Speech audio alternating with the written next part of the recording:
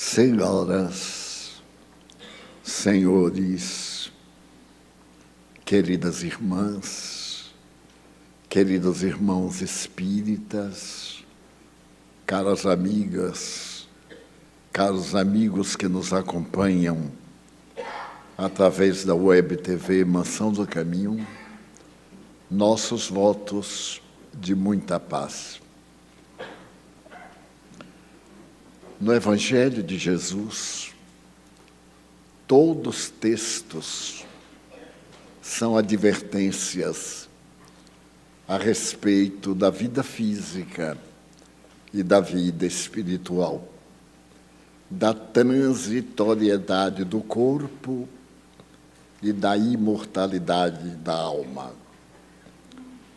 Também estamos refertas às lições de que o tempo urge e, através da tecnologia, nós temos uma ideia que o tempo está mais apressado do que no tempo tradicional dos instrumentos manuais.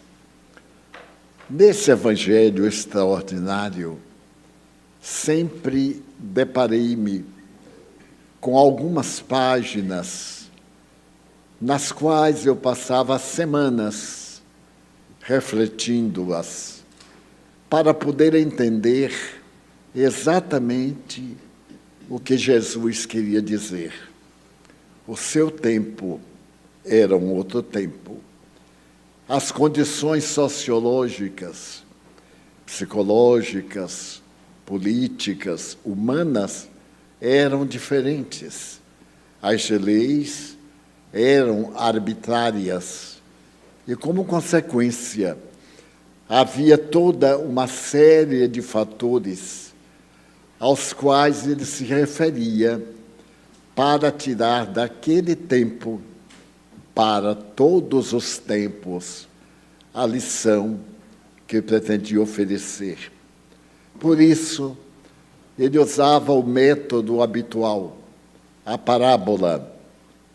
Entre os orientais, o koa, um símbolo, uma história, uma imagem, que se pudesse adaptar a qualquer época, em qualquer tempo, em qualquer lugar. E estive pensando hoje em duas dessas frases que muito me impressionaram. A primeira delas diz: busca primeiro o reino de Deus e sua justiça, e tudo mais te será acrescentado. É muito simples. Equivale dizer que existem dois reinos: o reino do espírito e o reino da matéria, no qual o espírito se encontra.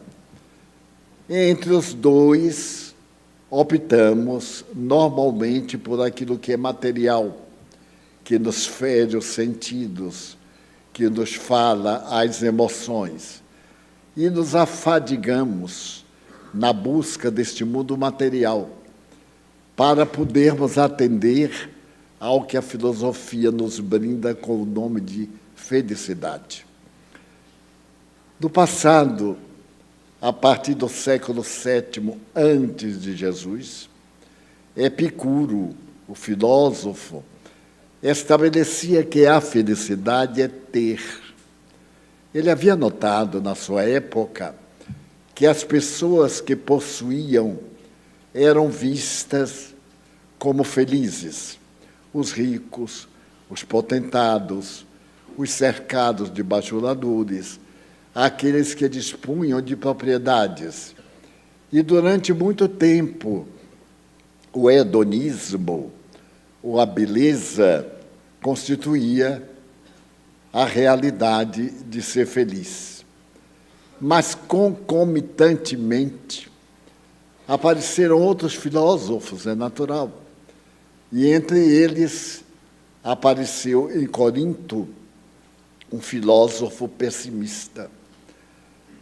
Se Epicuro era otimista e dizia que quem tem, pode, quem pode, compra, quem compra, goza. O outro, Diógenes, dizia que o ser humano é a caricatura de si mesmo, que o ter é portador de um grande prejuízo. Primeiro deles, o medo de perder o que tem. Já é, portanto, uma desvantagem. O segundo, a aplicação do que tem. Normalmente, a pessoa que é abonada dispõe de muitas preocupações da maneira como aplicar os recursos a fim de que eles prossigam generosos e abundantes e não se desgastem com o tempo, porque tudo quanto se usa e não se repõe, desaparece. Então, a doutrina de Diógenes ficou célebre, porque ele dizia que a gente, estando na miséria, é ótimo, não pode ficar mais miserável do que já está. Estamos no campo da filosofia. Mas essa teoria, que foi chamada cínica, teve que defrontar uma outra teoria que apareceu para poder entrar em discussão filosófica, dizendo que nós somos infelizes por causa da dor. Se não houvesse a dor, nós não teríamos sofrimentos. Então, seríamos profundamente felizes. Foi a filosofia estoica. O estoicismo estabelecia as regras da felicidade. Não importa ter ou deixar de ter. É importante saber sofrer. Há pessoas que têm tudo material, portanto, hedonistas, e têm também problemas na área da saúde, pessimismo. Há pessoas que têm a saúde exemplar, que têm valores amoedados e andam insatisfeitas. São pessoas inconformadas, ambiciosas. Então, essa doutrina ensinava a coragem de resistir a qualquer tipo de dor. Essa doutrina também prevaleceu até hoje. Aliás, todas três, porque tem correntes, uns pensam de uma forma, outros pensam de outra. E até a quarta corrente, a corrente apresentada por Sócrates e mais tarde Platão. É importante ser. Não adianta o que eu tenho se eu não sou uma pessoa que tem paz dentro de si mesmo.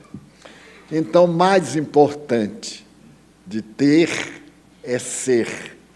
Se eu tenho e aquilo me faz feliz, muito bem. Se eu não tenho e aquilo me faz feliz, muito bem. Essas quatro correntes filosóficas percorreram a humanidade e se desdobraram em mais de 200 escolas. Até hoje, nós temos as escolas filosóficas florescendo. Na atualidade, a filosofia é faça o que você quiser, com uma contra-filosofia, e aguarde os resultados, que ninguém quer aguardar. A pessoa faz, mas o efeito tem que ser agradável. Mas nem tudo que se faz é agradável, porque nós somos portadores de emoções. Dias há que despertamos generosos, alegres, joviais, gentis, caridosos, e outros dias que a gente não aguenta nem com a própria cara, de mau humor, decepcionado, chocado. Então, essa questão é fundamental. Jesus situou tudo isso em uma questão. Busca primeiro o reino de Deus. E tudo mais será acrescentado. Isto é, trabalha interiormente os teus valores éticos, aprende a aceitar a vida conforme a vida se te apresenta. É o que a moderna filosofia espiritualista proclama: autoiluminação, busca de si mesmo. Do que adianta eu descobrir tudo e não me descobrir a mim mesmo, não conhecer as minhas reações, ser temperamental, ser uma pessoa com altos e baixos emocionais, momentos de uma gentileza ímpar e comovedora, e outros momentos de uma agressividade patológica. Então, uma pessoa dessa não é feliz, porque ela é instável, gosta de alguém hoje até as raízes, amanhã detesta até a morte. Então, a felicidade. Mas agora vamos ver o que é felicidade filosoficamente. Acreditamos que felicidade é não ter problemas, dispor de recursos para uma vida regular, ter afeto, disputar o campeonato dos relacionamentos, ter uma cultura que lhe faculte entender a vida. Então, isto é uma felicidade, coroado pela saúde. Mas ainda isto não é a felicidade, porque o indivíduo que tem tudo isso, mas não reparte com o próximo, não é feliz. É um ególatra. E tem medo de fazer relacionamento para não repartir. Tem medo de amizades porque não confia em ninguém. Acha que todo mundo se aproxima por causa dos valores que possui, mas que, em verdade, na hora exata do problema, essa pessoa não está a favor do amigo que ontem era rico e hoje está na miséria. O que é, então, a felicidade? O Evangelho diz que a felicidade é a paz de espírito. Um espírito em paz, sem turbulência, que suporta a riqueza, que enfrenta a pobreza, que é aplaudido, que é, ao mesmo tempo, diminuído e se mantém em paz. Daí, fundamental em nossa vida, a paz de espírito. Mas para buscar a paz de espírito, enquanto na felicidade externa procuramos valores estranhos, na paz interior, a luta e a vida é com nossa mente. Porque nossa mente é uma antena, e essa antena capta tudo quanto está em nosso redor. Às vezes olhamos para um rosto angelical, uma pessoa doce, afável, e cujo pensamento são podridões. E a pessoa disfarça, às vezes, com a sua simpatia. A que se deve isto? Uma criança, por exemplo, de dias, tem fenômenos eróticos de adultos, mas como a reencarnação, porque vem de outras experiências, trazendo esse patrimônio que na atual reencarnação vai nos oferecer paz de espírito ou conflito, isto é, felicidade ou inarmonia.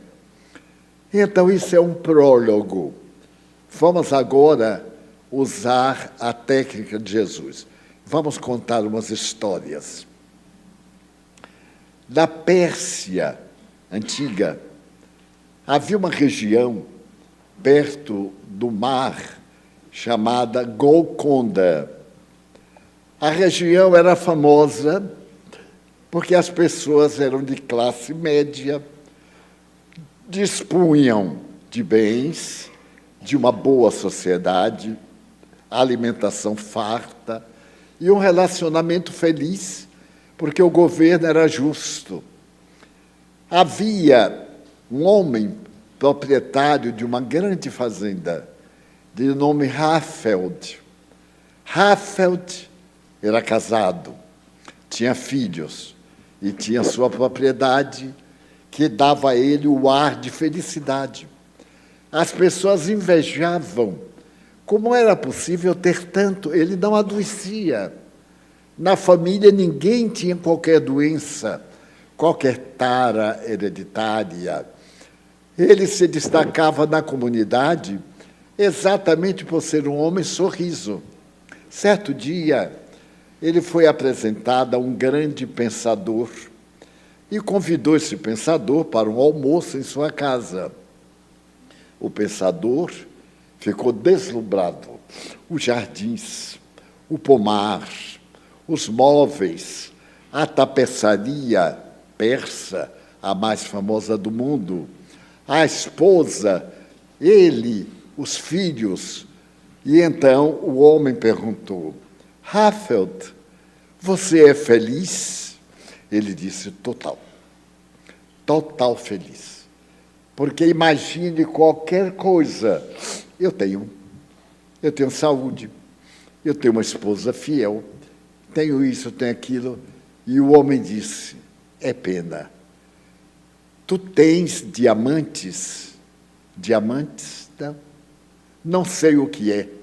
Mas não sabes o que é diamantes? Não. Nunca tive necessidade. Ah, então tu és um pobre. Porque para ser feliz é necessário ter diamantes. O diamante é uma pedra multimilenária, transparente, que se vê estrelas e que permite alcançar tudo no matizado das cores da vida. Então, lamento muito a tua pobreza, porque tudo isso que tu tens aqui, todo mundo tem. Mas só quem é rico é que tem diamantes. O homem almoçou bem, tinha muita fome, foi embora, e Rahfeld ficou olhando o que ele tinha, mas não tinha nada que brilhava. Olhou e notou que realmente era pobre. Ele não tinha um diamante. Então começou a desvalorizar tudo aquilo, porque as coisas têm o valor que nós atribuímos. Se dizemos que esta rosa artificial é verdadeira, em nossa imaginação, ela passa a ser uma rosa perfumada vegetal. E então foi deitar-se e começou a pensar: mas que demônio será diamante? Como é que eu tenho tanta coisa e não tenho o tal do diamante? No dia seguinte, ele foi à residência do sábio e, depois de conversar gentilmente, ele perguntou assim: você falou dos diamantes. Aonde é que nós encontramos diamantes? Ele disse: é um pouquinho difícil. O diamante verdadeiro está sempre dentro dos rios, na intimidade da terra. Às vezes, quando os rios conseguem varar o solo, jogam diamantes no meio das pedras, no meio das águas, ali de frente. E a pessoa pega o diamante e manda lapidar. É muito fácil de achar. Ele diz: mas que pena, aqui em Golconda, não ter um rio. Nosso rio é muito pobre. Necessitamos como o Indo, o Ganges, tal e tal. E foi citando os rios antiquíssimos. E então, a partir daquele momento, Rahfeld deixou de ser feliz. Porque para ser feliz tinha que ter diamante. E ele não tinha diamante. Então ele resolveu o problema, vendeu tudo o que tinha. Chamou um cunhado, entregou a esposa, entregou os filhos e deu uma parte da fortuna. Cuide deles, eu vou comprar diamantes. Eu vou percorrer o mundo e, quando eu achar diamantes, eu serei o homem mais feliz de Golconda e então tudo estará bem. Todos acharam que era uma ideia absurda, mas ele pôs aquilo na cabeça e ficou infeliz, ficou triste. Às vezes se sentia chorando, amargurado, desprezado de Alá. E todos acordaram que ele estava com razão. Ele vendeu tudo, fazenda, móveis, gado, tudo que possuía, camelos, dividiu em notário a parte da esposa, dos filhos e a parte dele.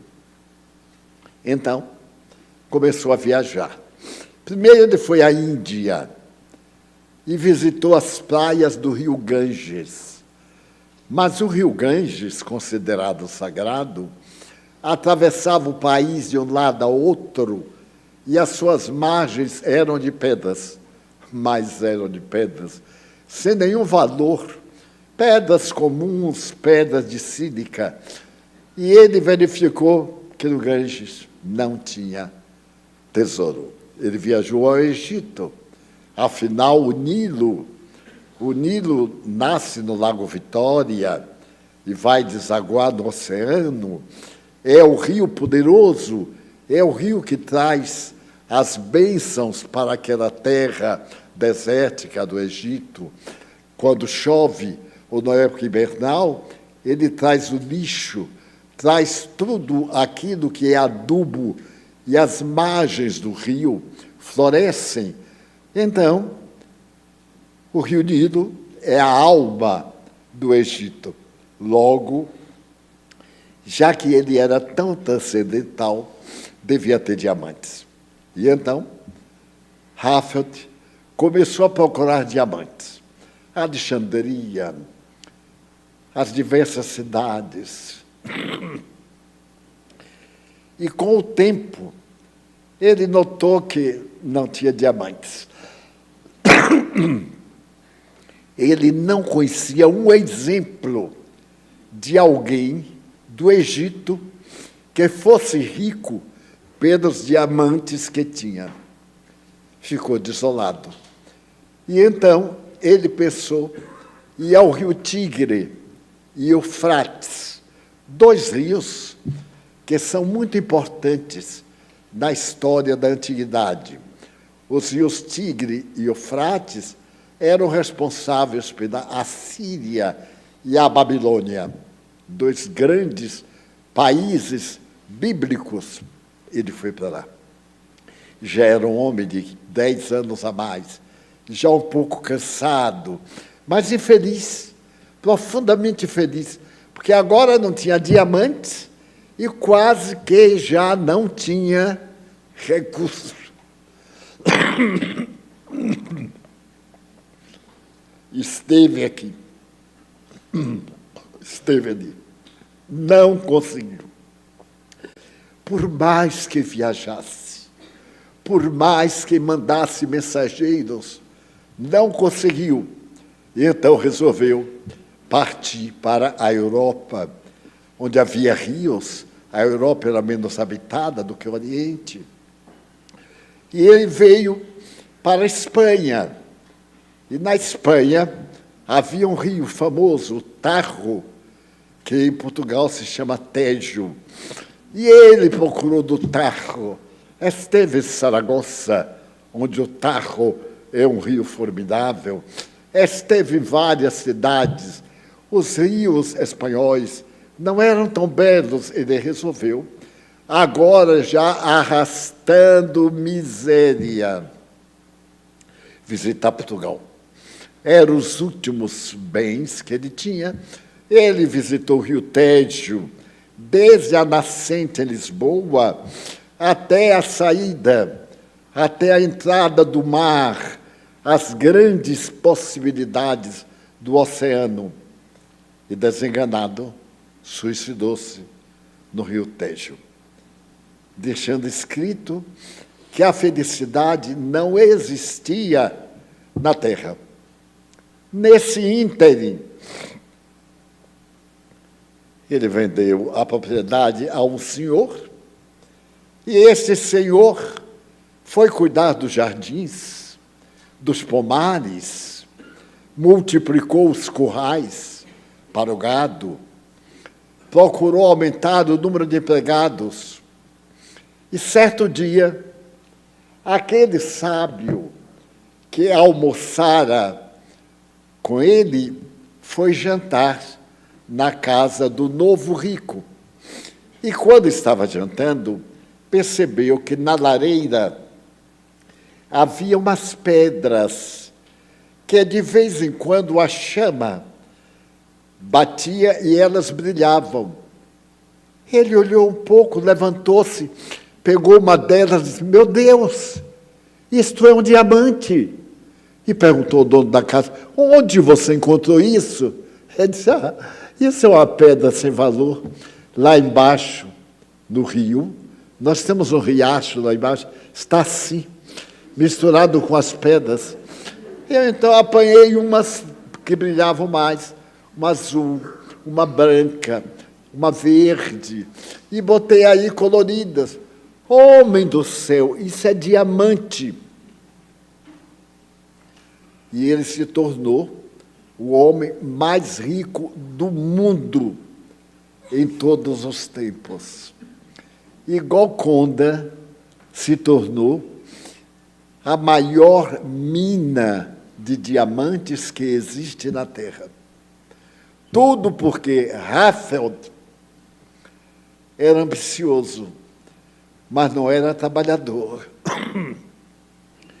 Se ele tivesse investido na busca de manter a felicidade, sem a ambição de algo que lhe faltava, ele morreria feliz, porque os diamantes não fogem, seriam encontrados por alguém mais tarde e desempenhariam o seu papel fundamental.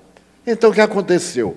Morreu na miséria, no ódio e fora do reino, porque ele não teve tempo de buscar o reino, nem primeiro, nem último.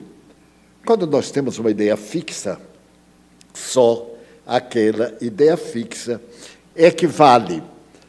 Mas será que Jesus tinha razão para nos pedir que pensássemos primeiro no reino de Deus e o resto vinha por acréscimo?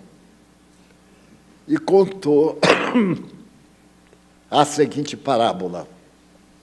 Havia um homem que era muito rico.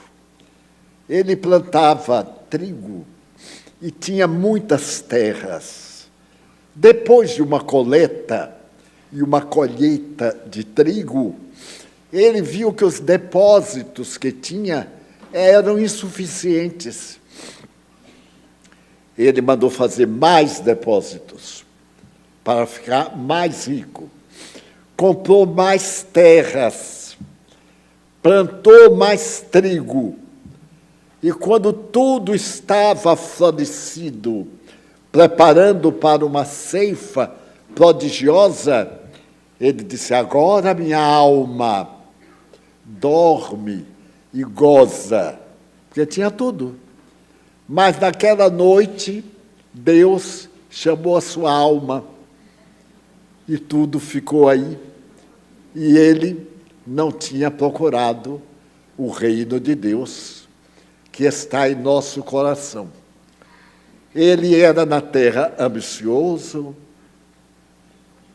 desejoso de uma posição de relevo, de destaque muito grande, mas, no fundo, era profundamente infeliz. Profundamente infeliz. Então, o que é a felicidade para nós? Todos nós reencarnamos com uma meta. O indivíduo pode ser gari, mas ele pode ser um gari e um gari. Pode ser um varredor, negligente, odiento, que anda procurando oportunidade, que é descuidado e pode ser um homem de bem, como nós temos visto muitos garis encontrarem verdadeiras fortunas no lixo e entregarem às autoridades policiais para os verdadeiros donos. Eu recordo-me de um carnaval em São Paulo que um gari, varrendo o viaduto do Chá, encontrou um pacote muito bem feito. Quando abriu, eram $20 mil. Isso tem uns 40 anos. Ele ficou assustado, a princípio, porque, quando soubessem, iam pensar que ele tinha roubado. Depois, ele imaginou, mas bem, eu sou gari. Com esse dinheiro, eu farei a minha independência e da minha família. Mas a pobre pessoa que perdeu esse dinheiro, talvez nem seja dele. Pode ter sido até de um modesto funcionário que foi ao banco cambiar. E na pressa, na preocupação de ser furtado, ele perdeu. Ele foi à polícia, o que era um risco, apresentou, publicou nos jornais, e aquele dinheiro havia sido resultado de um trabalho muito grande para uma obra social que o indivíduo ganhou e foi tirar no banco, mas ele havia ganhado aquele dinheiro de mentalidades americanas e recebeu em dólar, tinha ido cambiar, e naquela angústia ele perdeu. Então esse gari, todos perguntaram, quanto você recebeu? Ele disse assim, de quê?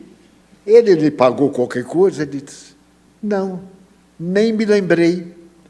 Ele não tinha nenhuma obrigação.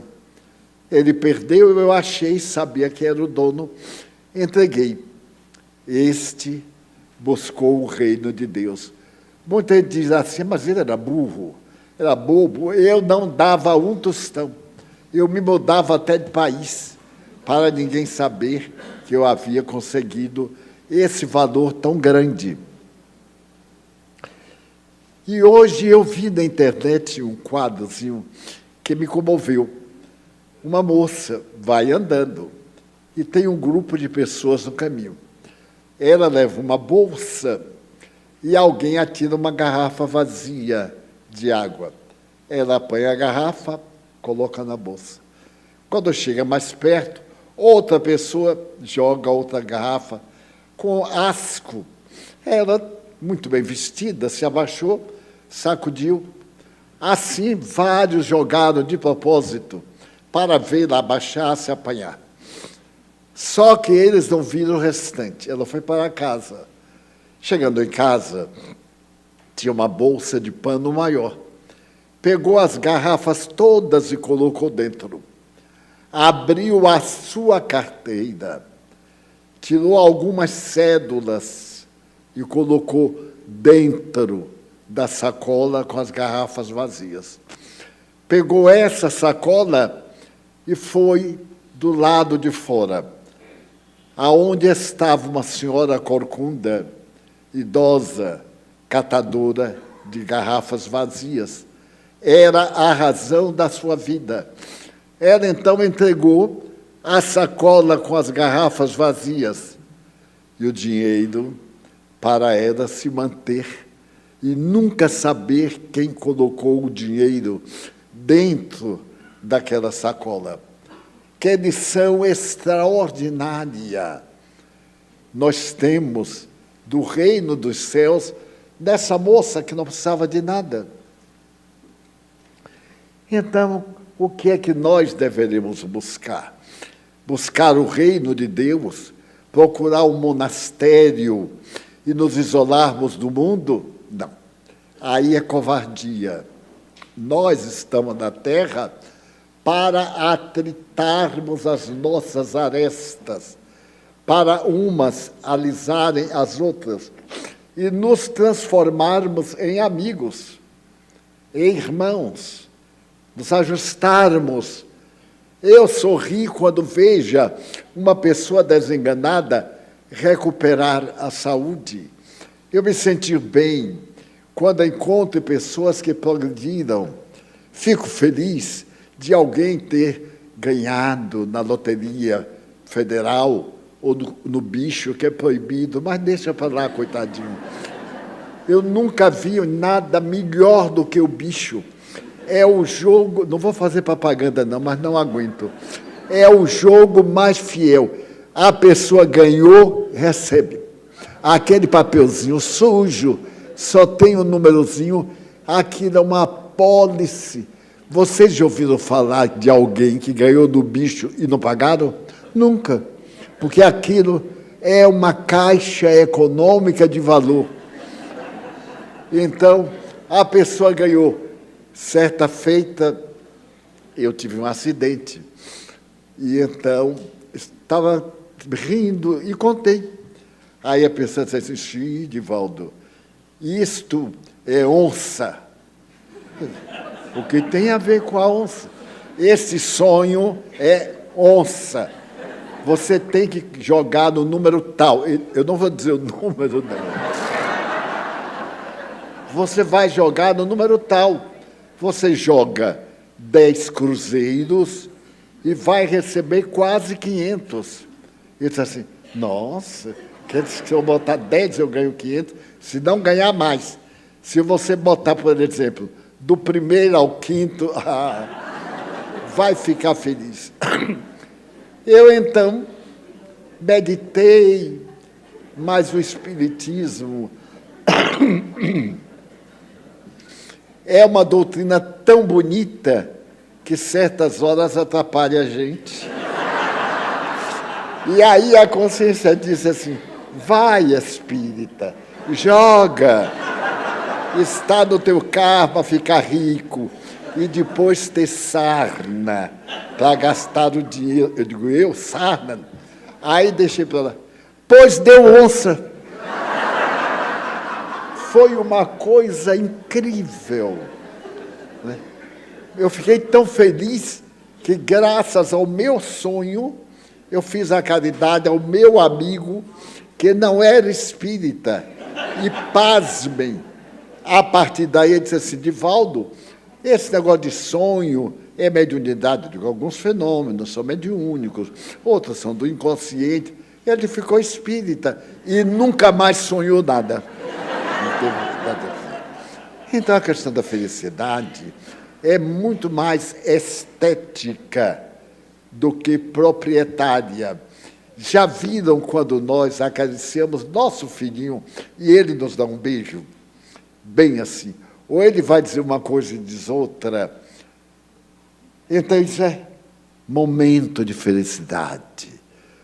Um ancião, nossos pais, nossos avós, nossos idosos, qualquer pessoa, de repente, a gente olha e sorri.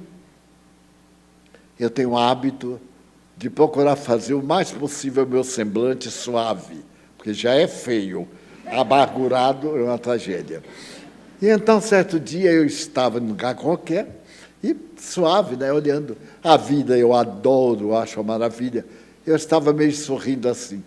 Aí a pessoa virou para a pessoa de conflito e perguntou assim, por que está rindo? Eu fiz de conta que não era comigo. Por que está rindo? Está rindo de mim ou está rindo para mim? Eu disse, estou rindo de você, porque eu estava olhando e rindo para você. E por que estava para mim? Eu digo, porque não tem ninguém na minha frente. Só tinha você. Eu estava rindo. A pessoa terminou rindo também. E depois disse assim, você não sabe, hoje eu estava como uma brasa procurando um pé para brigar com todo mundo. Eu digo, que sorte, hein? Pisou no meu pé direito, porque se pisa no esquerdo, eu também estava. Eis a razão da beleza do Evangelho. Busca, primeiro, o reino de Deus e sua justiça, e tudo mais te será acrescentado. Porque se a gente busca a paz interior, se a gente é capaz de perdoar, se a gente tem o sentimento de solidariedade, se a gente compreende que estamos sofrendo porque há razões e aceitamos o sofrimento, já diminui o sofrimento a 50%. E depois, quando passe, a gente não nota e agradece a Deus, buscou o reino de Deus. E vai acrescentado o quê? Vão acrescentadas a paz, a alegria de viver, a amargura que periodicamente nos assiste, a certeza, diariamente, quando eu me levanto, eu abro a janela, porque eu sei que quando a gente desencarna, fica com a sensação que não desencarnou. Então, a gente fala com alguém, ninguém responde. Então, quando algum de vocês falar com outro e o outro ficar bem quieto, Pai Nosso, porque já morreu. Então, eu peguei o hábito. Resultado, certo dia, eu levantei-me e me vi deitado e achei aquilo muito interessante. Então, abri a cortina da janela, mas ela não se mexeu. Eu digo, deixa de brinquedo. Me aproximei mais e nada. Ele disse, não é possível. Olhei para o corpo, nada. Respirando muito suavemente. Eu digo, pré-morte. Estou morrendo.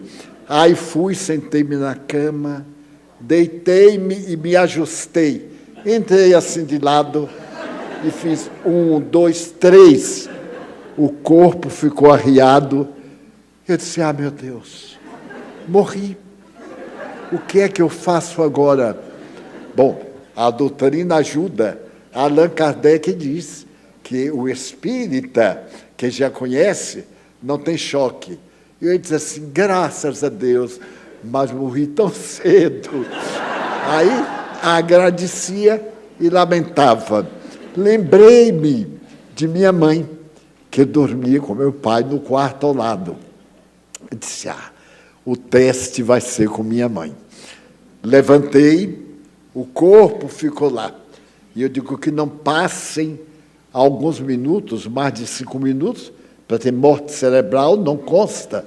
E se eu hei de ficar aleijado, é melhor desencarnar. Já fui logo programando o futuro.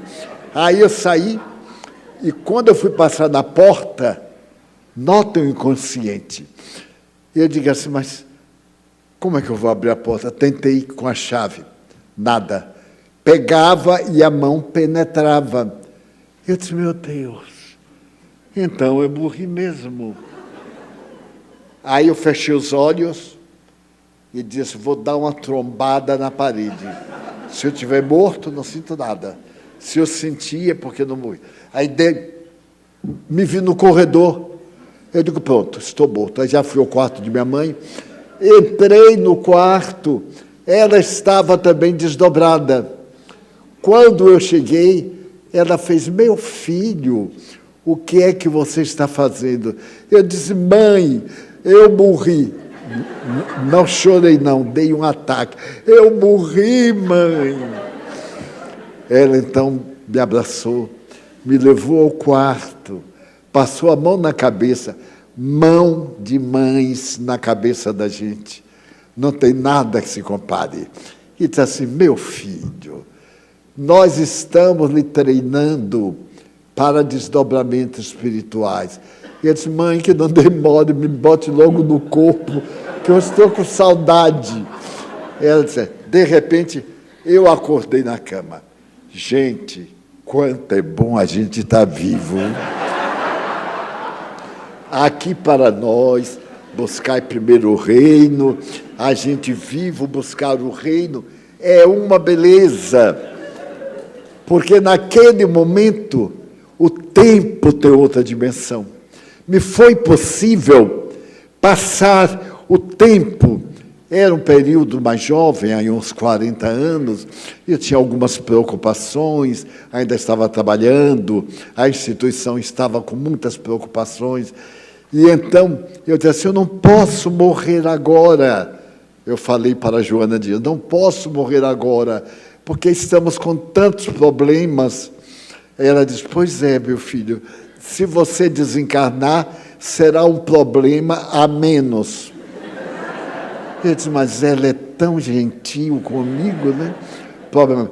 Porque Deus é que resolve. Busca primeiro e deixa o resto com Ele. Não adianta buscar e ir solucionando aqui com os miudinhos, não. Aí me faz lembrar uma coisa muito engraçada. Certo dia eu estava em um lugar qualquer e não tinha realmente dinheiro. E chegou um rapaz de minha idade na época e disse assim, você me arranja um dinheiro qualquer? Eu olhei para ele e disse assim, ai, me desculpe, mas eu não tenho trocado. Ele disse, eu troco. Nunca mais eu usei a frase. Se não tiver trocado, eu digo assim, tenho, mas não dou. Mas falar, eu não tenho trocado, porque a pessoa tem e troca. É só dizer quanto é. Mas meu problema é que eu quase pedi a ele uma ajuda. Daí, busca primeiro o reino dos céus. Não sejas tu aquele que cria dificuldade. Na velha Arábia Saudita, havia um rabino que era um sultão, chamado a Justiça. Esse sultão era tão generoso, as suas terras imensas, praticamente a cidade inteira. E era chamado a Justiça porque ele era bom. Se alguém lhe pedia algo, ele não perguntava para quê, não interessava.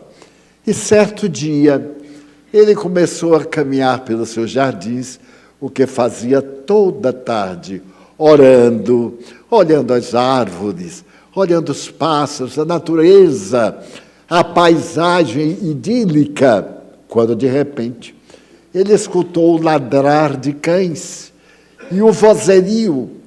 Mas aqui nos jardins reais, ele foi em direção e encontrou uma cena profundamente desagradável. Encontrou uma mulher em trapos, ajoelhada, algumas maçãs em volta, e o grão-vizir, o ministro, vários soldados e escravos à volta dela. O grão-vizir com uma chibata na mão. E ela dizia assim, perdoai-me, é que eu tenho fome, perdoai-me. E ele dizia, traíste o Corão, o livro sagrado, e já que traíste o Corão, as tuas mãos vão ser decepadas, porque para o ladrão, a perda das mãos. Se fosse a calúnia, a perda da língua. E com aquela severidade. E como nós vamos fazer isto? Se os instrumentos não estiverem lá, nós vamos te apedrejar até a morte miserável. Como te atreves a entrar nas terras sagradas do nosso sultão? Ela disse, a fome. Tenho um filhinho. Meu filhinho está com as febres. Eu sou viúva e só. Diariamente eu saio para a feira para recolher os restos dos alimentos não vendidos antes de serem jogados no lixo. E ali eu tiro a nossa sobrevivência. E chorava. Via-se que era verdade. Mas o grão-vizir era muito austero, muito cumpridor da lei. O sultão foi se aproximando. E eu vi-o quando ela disse, hoje, quando eu cheguei à praça, outros miseráveis como eu já haviam passado, e no lixo não havia nada que se visse para comer. Então eu vim chorando pela estrada, e aqui do lado, o pomar, as árvores, elas estavam prenhes de frutos, o chão coberto de frutos que os bichos estavam devorando, maçãs caindo aos meus olhos, porque aqui não se colhe. Então eu digo, meu Deus, não é mais do sultão, é da terra. Aí me atrevi a saltar a mureta e apanhar alguns para levar para meu filho. Perdão. E o grão-vizir disse, o perdão é cortar as mãos. Você está arrependida, então é feito justiça. E se preferir, será apedrejada. Tem as duas opções. Aí o sultão acercou-se e todo mundo fez reverência. E ele perguntou o que se passava. A mulher olhou para ele, ajoelhou-se e contou. Fome, Senhor. O Senhor não sabe o que é fome. Fome não tem caráter. Estômago não tem moral. Quando a fome ataca, se faz qualquer loucura, porque algo rói a gente de dentro para fora. E meu filhinho está morrendo de febre. Quando eu vi essas maçãs no chão, podres, e as que estão caindo, basta tocar na árvore, caem em grande quantidade. Sabendo que o meu sultão é justo, eu não tive dúvida de apanhar algumas para levar para meu filho, quando fui surpreendida. Então, o sultão olhou para o grão-vizir e perguntou, qual é a punição? Toda vez que se roube, cortar as mãos ou apedrejar. No caso dela, que foi um crime, ela se apropriou do que não era dela. O que é que nós devemos fazer? Aí o grão-vizir disse, apedrejar. Levá-la na porta do templo, amarrá-la e apedrejá-la até a morte. O sultão disse, pois não, apedreje-na. Ele disse, mas senhor, aqui não tem pedras. As pedras estão todas lá. As que estão aqui estão presas no chão. Então nós temos que levá-la lá e matá-la. Aí o sultão disse, a lei deve estar errada, porque a justiça deve ser praticada onde se fez o crime. Ela pecou aqui, e aqui ela será punida. Mas, Senhor, não tem pedras. Como? Eu vejo aqui no vosso turbante uma esmeralda. É uma pedra. Arranque-a e jogue nela. Dos anéis, dos braceletes, tudo metal, pedra. E ele próprio tirou alguns braceletes e jogou no colo dela. E todo, porque se me desobedecerem, serão apedrejados até a morte. E todos começaram a jogar e ela ficou pateta. Quando parou, o ódio da massa contra a vítima deles, porque só há miséria porque há poderosos. Uma coisa depende da outra. Aí ela disse assim, Senhor, ele disse, vai, minha filha, vende as pedras da nossa vaidade, porque não é possível que Alá fique satisfeito de nos ver com essas pedrarias inúteis e os seus filhos morrendo à fome por falta de alimentos. Vai, vende, e o que sobrar, distribui com outros mais necessitados. Não demores, porque teu filhinho está com fome. E leva as maçãs saudáveis. Mandou que os servos tirassem algumas e a acompanhassem. E ela se foi. E ele, então, saiu daquele cenário, ela correndo de júbilo, gritando o Assalamu Aleikum. E ele dizendo, Alá é justo, Alá é bom.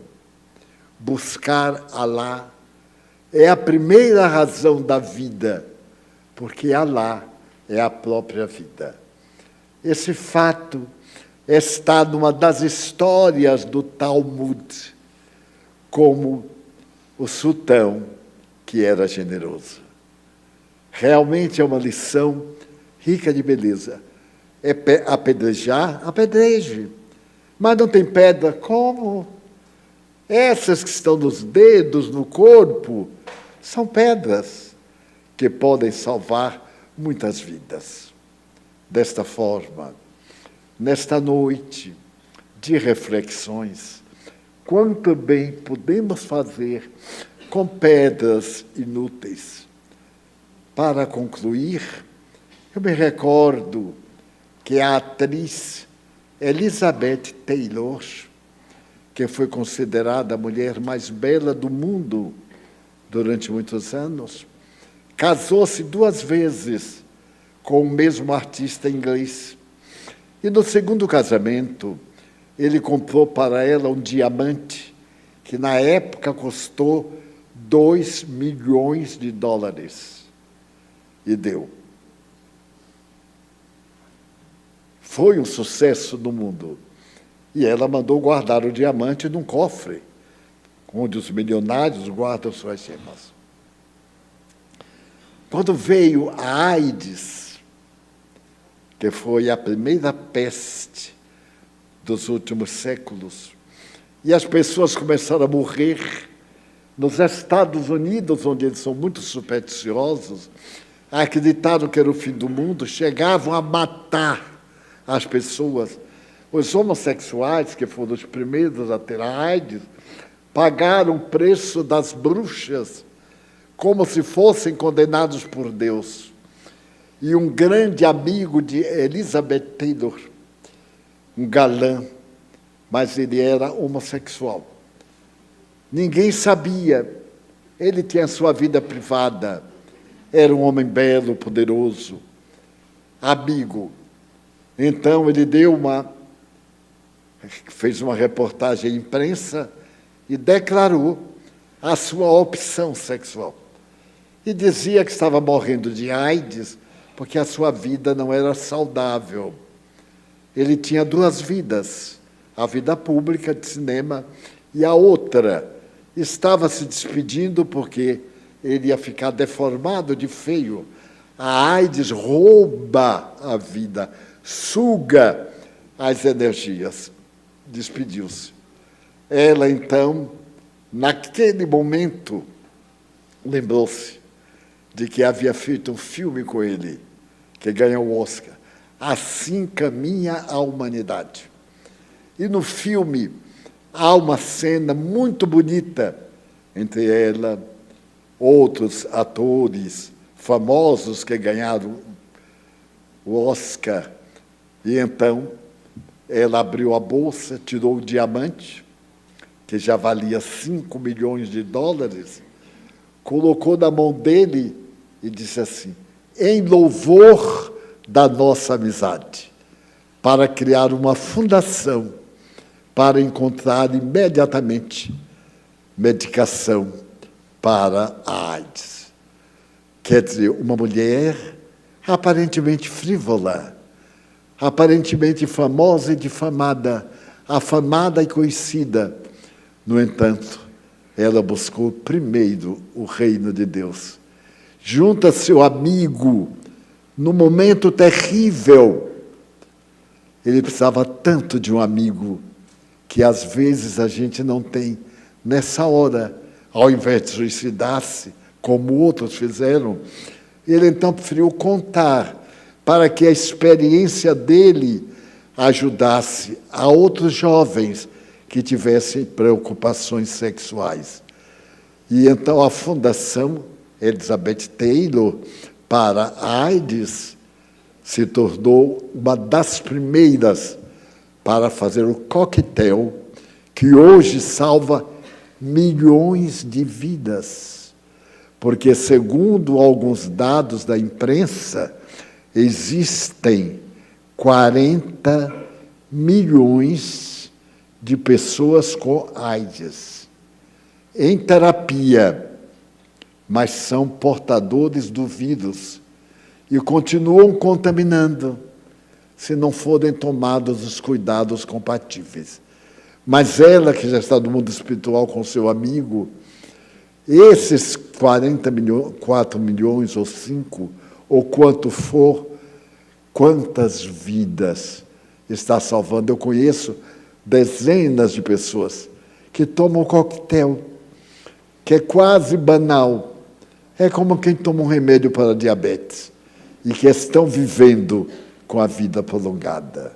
Daí, aquela lição de Jesus, que todo dia eu pensava: busca primeiro o reino de Deus e sua justiça, e tudo mais será acrescentado. E durante o dia, muitas vezes digo assim: será hoje? Porque a gente junta, mas quem separa não somos nós. E o homem comprou celeiros, plantou. Minha alma dorme, descansa, tu agora podes. E Deus chamou a alma naquela noite. Vamos então orar buscando o reino de Deus.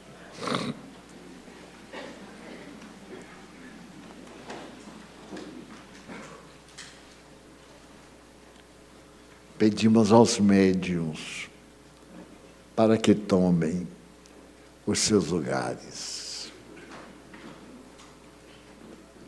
O católico considera o momento da hóstia de grande valor. O protestante, quando enuncia o aleluia, é de grande valor. Para nós, o passe, a transmissão dessas forças que nós aurimos na divindade, é de grande valor. Concentremos na nossa doença, no nosso problema de felicidade, no que for, e a divindade nos dará o que for necessário. Divino amigo, Jesus querido, abençoa nossos médiuns, os irmãos que tu mandaste curar uns aos outros. Ide e curai, levantai os mortos, expulsai os demônios, pisai na cabeça das serpentes. E tudo o que pedirdes a meu Pai, Ele fará por vós. Então, pelos companheiros que se preparam para ser veículo da energia saudável, pedimos por nós mesmos, pelos nossos familiares, por aqueles a quem nós amamos, por aqueles que não nos amam, que nos fazem o mal. Perdoa-os como nós pretendemos perdoar. Pedimos-te pelos pobres suicidas, um momento e toda uma existência malograda. Apiada-te, Senhor, ajuda-os, os obsidiados, que são vítimas de inimigos de ontem, de hoje, os adversários do bem.